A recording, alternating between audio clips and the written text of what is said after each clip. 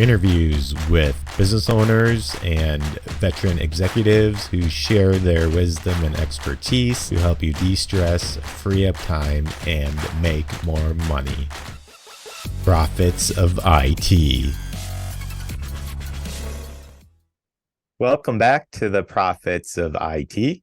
I am Jim Punzenberger, your host, and the creator of the Managed Prospecting System, looking to generate new clients or partners without cold calling, ad spend, or spamming. Be sure to check out managedprospectingsystem.com. I have Frank with me today as our prophet. Frank comes from 𝐓𝐡𝐞 in the channel, and they've won awards, numerous awards, such as best revenue generator for in the channel. So Frank, please introduce yourself and your company, and tell us a quick bit about you and your company. Yeah. So, thank you for the introduction, Jim. And as you mentioned, my name is Frank Seltzer. I am the channel chief for Connect with Voice by 𝗏𝗏. The little addition by 𝗏𝗏 there happened just last year in June of 2022. So we are now a bigger and definitely happy family. So we are a hosted VoIP UCaaS platform. And I've been with the company since 2018, started working for them as an intern, continued working for them actually in my last year of college. So I've been with them for just about 5 years or so. So it's been a fun time with them for sure. Cool. So what's something interesting about yourself outside of work? I guess I won't mention that you're a Jets fan.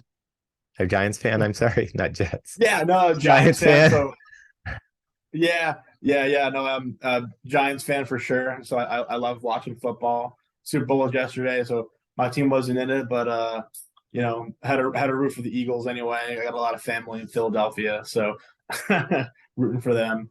But another thing about me outside of work is I'm really big into music in general, really all types. But my go-to is classic rock, and I'm also a drummer and singer. So I used to play a lot more,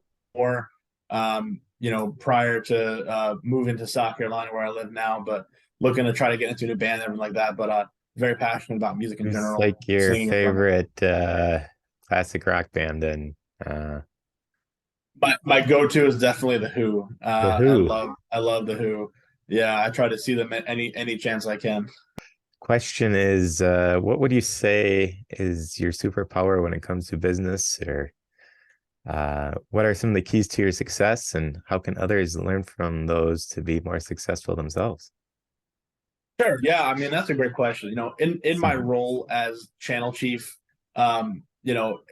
my job, I feel, and one of my superpowers really is to work closely with the partners to ensure that they're having success. A lot of times vendors, but just business owners in general, feel that if they have a product that is rock solid and gives their customers or their partners great sales enablement, that's really all they need to do. But in the channel sales industry, that's just really not the case, of course. I like to look at the word partner in the truest sense, in the sense that I rely on the partner also relies on me. So prior to being channel chief, I've done pretty much all the sales roles that Connect with you could think of, from just simply hitting the phones and doing cold calling to taking appointments and trying to build relationships with people to become partners of Connect with Voice by 𝗏𝗏. But in addition, also just helping them grow their accounts. Now that I'm kind of at the end of that funnel, I see it more than ever before. My special superpower, I believe, is being a rock for the partners and working closely to make sure that their needs are being met.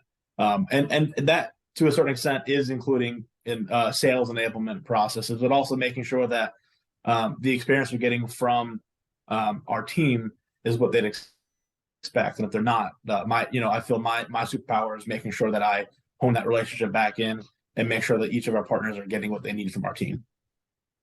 So I guess any tips on improving in that area? If somebody wanted to improve on their making sure that, I guess in your case, your client is actually the partner, but in other cases, the client might be an end user or something like that, or in either case, how one might improve in that area. Yeah, and this is something that we as a company had to make that active decision to improve on ourselves. So really what it comes down to is you have the best way to improve on it, or even to just prepare for it, is to either yourself put yourself in the shoes of your partner, or even your client for that matter, if you're just thinking about the MSP or channel partner perspective of an MSP, of an end user. Okay, if I were in their shoes, what would I expect from my provider? How would I want to be treated by the provider? And really just thinking about it from their perspective of kind of what you would do to do that. So like even prior to me being there, it wasn't something we really did. We didn't really have a partner outreach program. That was one of the things that I felt like was really gonna push us over the edge. We already have I feel we already have a great product line, but really what we started to do was to just come up with different things that we can inform our partners of every single month. Obviously, as I'm sure MSPs are just busy people. They're hard to get a hold Yes, of. they are. You have to have some kind of meat that you're going to talk to them about. You can't just say, hey Jim, how's it going? Let's have a quick conversation. You really have to have something concrete to come to them with, whether it's, hey, we're making changes in our billing system. Hey, we're making changes here. Hey, I just noticed you just signed as a new partner. Would love to get together with you and figure out what your current customer base is and where your customers excel. So I think the biggest tip I have for people is to just come up with things that are concrete, not just, hey, let's have a conversation. You have to have some concrete stuff that people are going to want to talk about. And that's true for vendors who are selling through the MSPs, and that's true for MSPs who are selling to end users. I think that concept is pretty much solid across the board. Got it. Any other thoughts related to this and how people can improve in this area? I think another thing that people can kind of think about is just like, thinking about what I just think that you really have to put yourself in the shoes of the person you're working towards, whether that is the MSP or the end user. I really think that is the most important thing. Mm-hmm. Getting an idea. I think if I was to say something else, I think just getting an idea of what the partner or the customer expects out of the relationship. I think that's a better way of putting it. What they expect out of the relationship. And I think to a certain extent, you find that by just having an outreach program, whether you have a resource internally already that can do that, or if you need to hire somebody, because that resource is going to me, be the most invaluable part of your revenue growth on either side of things. So having a candid conversation with either the partner or the end user of what do you expect out of this relationship, and what do you think us as the provider can do to help you understand that relationship, and just continuing to hone in on that side of things. Yeah. So it sounds like having just really open and candid conversations with either your partners or your clients, and really understanding what their expectations are so you can serve them. Is that am I got the gist of it? Do I have the gist of it? Yeah, I do believe you do. I mean, like I said, it's hard to guess what people want if you don't just talk to them. Sometimes it's actually easier to convince someone to do business with you than it is to actually get them to do business with you once they've decided on bring. I've always found that it's like once you get the person onto your system, sometimes people have a tendency of, okay, it's over. They're a partner. Now I can put the vehicle into autopilot, but it's definitely not like that. The hard part is definitely not over. The hardest part is to work toward getting that relationship built and making sure that the partner trusts you enough of, hey, I want to work exclusively with you, or I want to do all my business through you as far as phones are concerned, or anything really, security, networking, anything like that. So it takes a lot of work, and I believe that having that resource to do that work is invaluable. Is there a specific type of MSP that should be reaching out to you, and why should they be reaching out to you or 𝐓𝐶onnect Voice? We work with pretty much all types of MSPs, resellers in general of technology services. And I think one of the biggest reasons that MSPs should reach out to us, and really our biggest differentiator, I'd say, can be summed up in one little slogan, which is, we are the home of higher margins and less complexity. And we are able to provide a slogan like that is we operate on a system called call path billing, which is essentially, instead of paying for every device like people are used to with VoIP providers, we actually charge by active lines. So we go on a 1-to ratio, usually one call path every 3 devices.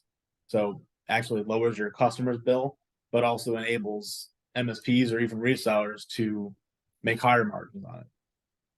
So what kind of type of margin should an MSP expect if they were become your partner?